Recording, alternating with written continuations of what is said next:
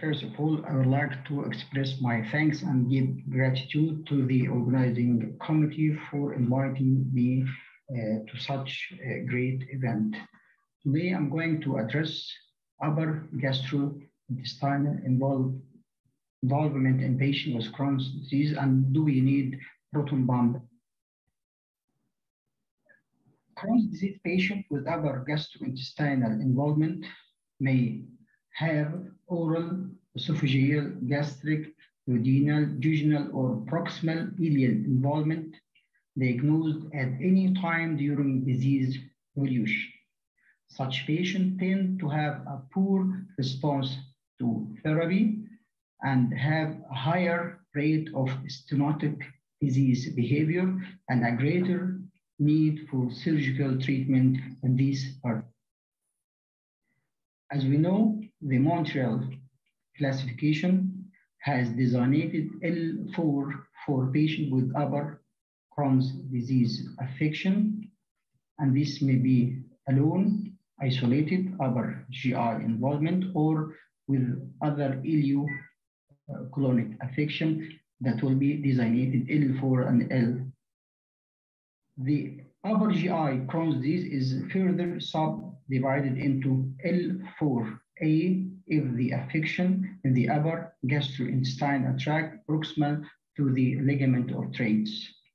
And if the lesion is distal below the ligament of Treitz, still proximal to the distal third of ileum, it is designated as. From the epidemiological point of view, the frequency of endoscopic lesion in the upper gastrointestinal tract has been reported with a large variation. Early studies documented a low prevalence of 0.5 up to 4%. However, more recently reported rates have been much higher, ranging from 30 up to 7. Such great discrepancy regarding the prevalence rate may be related to non-uniform definition of Crohn's disease-related lesion, the use of different diagnostic modality. In the past, we depend on radiological diagnosis, and recently the endoscopic rule has been emerging. Again, difference in patient population from newly diagnosed patient to patient under treatment, and the difference in regarding the frequency of upper endoscopy as an initial. Accordingly, the current ECHO guidelines recommend, irrespective of the finding at the initial ileoconoscopy, they recommend further investigation, including upper endoscopy, to assess location and extent of any Crohn's disease in the upper. The diagnosis of upper gastrointestinal Crohn's depend on combination of symptomatology and in addition to diagnostic modality, including the gastroscopy, enteroscopy, capsule endoscopy, histopathology, and imaging. The Nugent and Roy have proposed diagnostic criteria for the upper gastrointestinal Crohn's disease, composing of either distinctive histology with non-caseating granuloma, with or without Crohn's disease elsewhere in the gastrointestinal tract, in absence of systemic granulomatous condition, or radiological or endoscopic evidence of diffuse inflammation consistent with Crohn's, in addition to a diagnosed Crohn's elsewhere in the gut.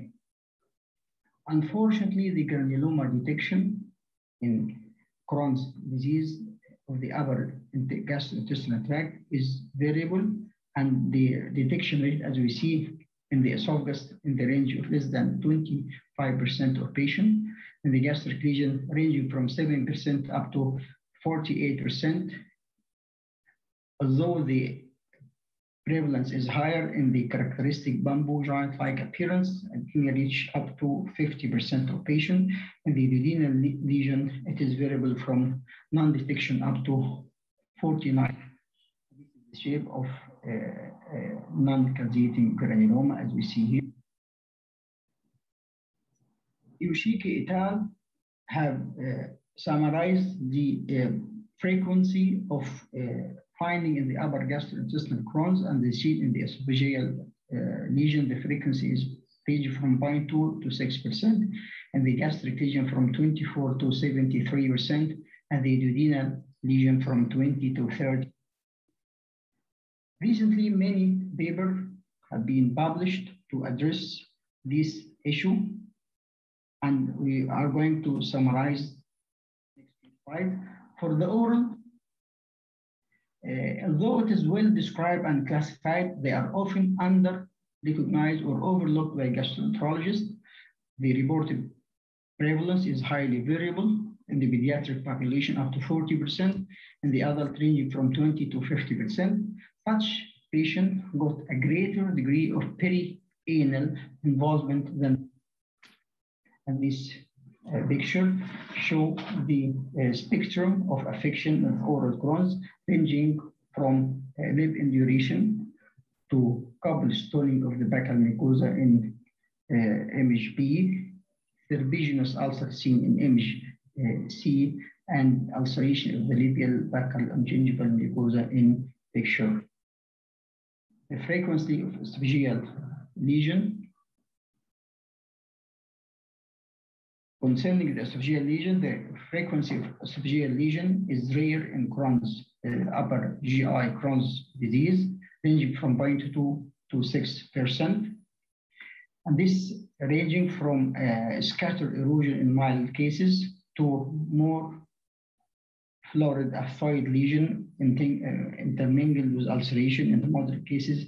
In the severe cases, marked ulceration, couple stoning up. We see this patient with severe esophageal Crohn's disease with longitudinally aligned. The patient with esophageal Crohn's may present like those with gastroesophageal reflux disease with heartburn, irritation, chest pain, or in advanced cases, they present with dysphagia, adenoplasia, vomiting, and weight loss. The main complications are stenosis with or without obstruction, abscess formation, and perforation. Rarely, the patient may present with fistulization to near. For therapy of patients with esophageal Crohn's, no established therapeutic strategy. The ECHO proposed the administration of proton pump inhibitor. However, the proton pump inhibitor monotherapy is not suitable for maintenance of therapy.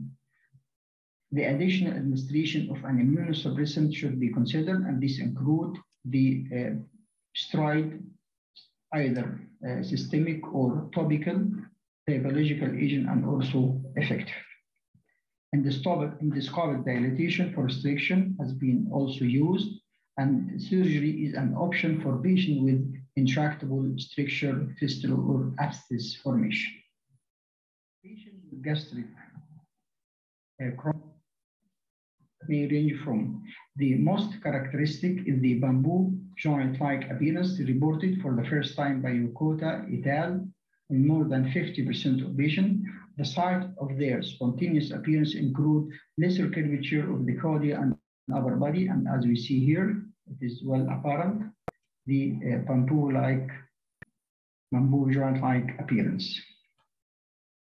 Other lesions include gastric erosion in the anteropyloric and ulceration, and as we see here in this may be severe, as we see in these advanced cases with edema and couple stoning in such aging. The therapeutic modality for patients with gastric Crohn's include the administration of proton pump inhibitor as an initial treatment, but the efficacy is controversial, so regularly the patient should receive the 5-aminoacidic acid, corticosteroid, 6-mercaptopurine, azathioprine, and even biological therapy could be needed. For the frequency of duodenal lesion, and Crohn's disease range from 20 to 31%. This includes erosion, aphthoid ulceration with longitudinal alignment. The notch-like appearance is usually caused by erosive fissures that regularly traverse the duodenal folds. Protruding lesions are recognized in the gram mucosa, and this is called protruding or nodular. For treatment, there is no specific therapeutic agent for duodenal lesion. The proton pump inhibitor only suppresses the acid production, but not the underlying inflammatory process, therefore leaving the patient susceptible to disease progression. So the administration of 5-amino salicylic acid, steroid, 6-mercaptopurine, and other thiopurine. And recently, the use of biological therapy has been reported to be useful for balloon dilatation is considered to be a therapeutic option for a patient with a stenotic lesion in the duodenum. Lastly, surgery is required for intractable cases with severe proximal gastrointestinal involvement occurs in patients with Crohn's disease in 0.5 up to 16% and is usually diagnosed after the recognition of intestinal disease. Although symptoms are often mild and non-specific, the upper gastrointestinal disease predicts a more severe Crohn's phenotype with a greater frequency for complications such as obstruction and perforation. Gastroscopy and biopsy is the most sensitive. The management principles are similar to those with intestinal disease, commencing with topical therapy, progressing to systemic therapy, including steroid, 5-amino salicylic acid immunomodulator, and biological therapy. Acid suppression with proton pump inhibitor has symptomatic but not anti-symptomatic. So it is used considered as adjuvant therapy to the specific therapy for the inflammatory pathway. The surgical intervention with a vast operation-plasty or endoscopic balloon dilatation will be required for complication or failed medical.